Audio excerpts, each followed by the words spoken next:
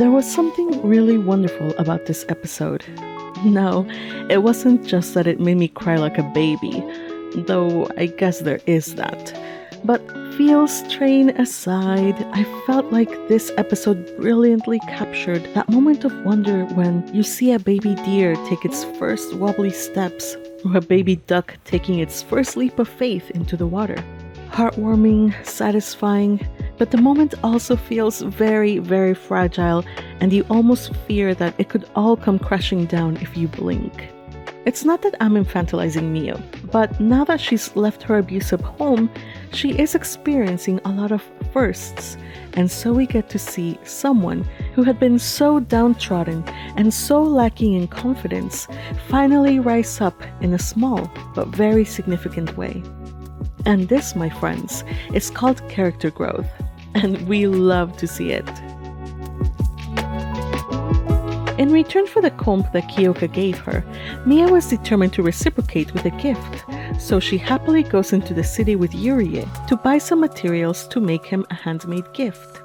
While Mio is out in the city enjoying herself, she bumps into Kaya, who begins to taunt and torment her. Whatever spark of life there had been in Mio is now effectively extinguished. Mio is quiet and withdraws into herself for the rest of the day. Kyoka and Yurie try to help, but Mio remains in her room until a friendly face from her past comes to visit her. It's Hana, the woman who had been her sole support when she had been a child. Hana asks her how she's been, and Mio breaks down in tears and confesses it all. She can't be happy, not when she knows that she's unworthy to be Kyoka's wife. Hana comforts her, saying that the reason she's there in the first place is because Kyoka wrote to her, which means that if he knows about Hana, a person from Mio's past, he must also know about Mio's circumstances, and encourages her to open up to Kyoka. Thus empowered, Mio confesses the truth about her circumstances, confessing that she had hidden it all out of shame. She says she will do whatever he wants, even if he tells her to leave or to die. But she asks to first express her thanks to him, finally giving him the gift that she worked on, a braided hair cord. Kyoka accepts her gift and reassures her, saying that he intends for them to be a couple for real. They hug, and Mio declares that she wants to stay with him. All is well in the world. Or is it? My Happy Marriage episode 4 was truly a great episode. First off, let's appreciate Kyoka. No, wait. Let's backtrack a little. First off, we must celebrate the world's best wing woman, Yurie. Did you see how she came and saved the day when Kaya was tormenting Mio? Seeing that horrible little snake be taken aback was the best.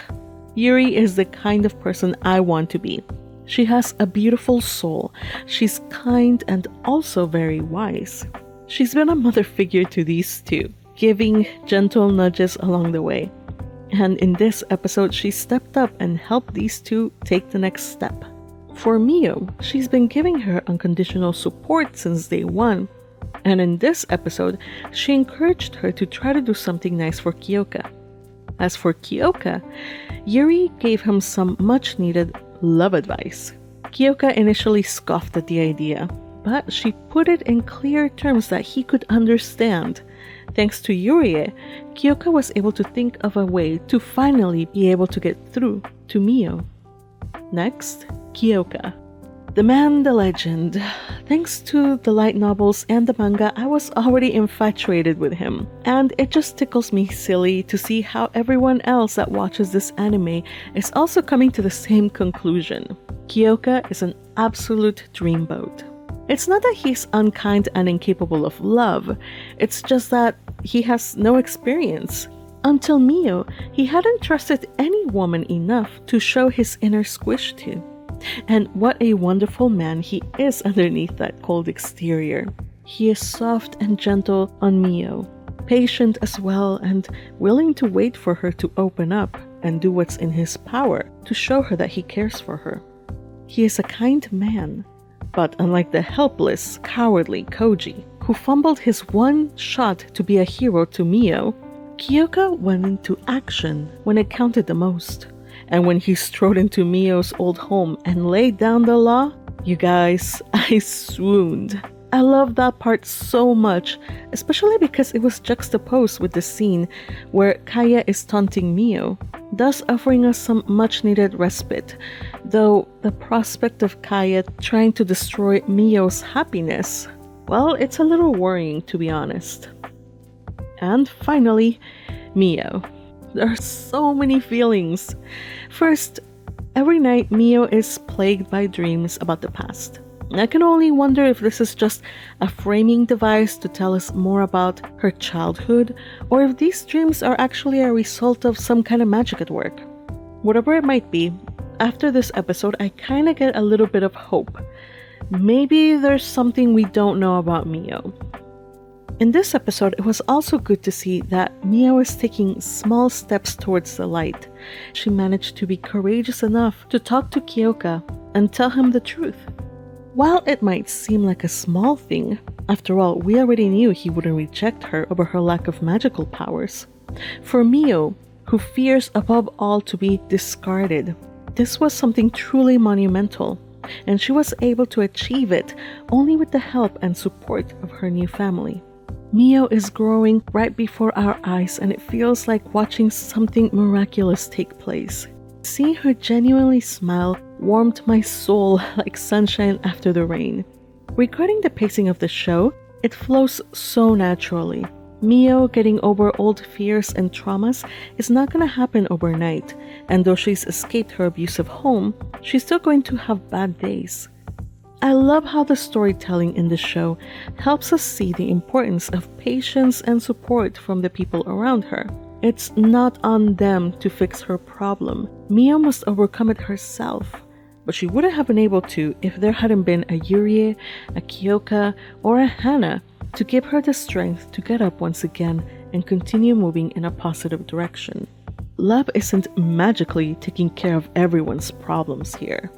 Yes, love plays a role in building confidence, as Yurie so wisely pointed out, but the characters have to do their own due diligence.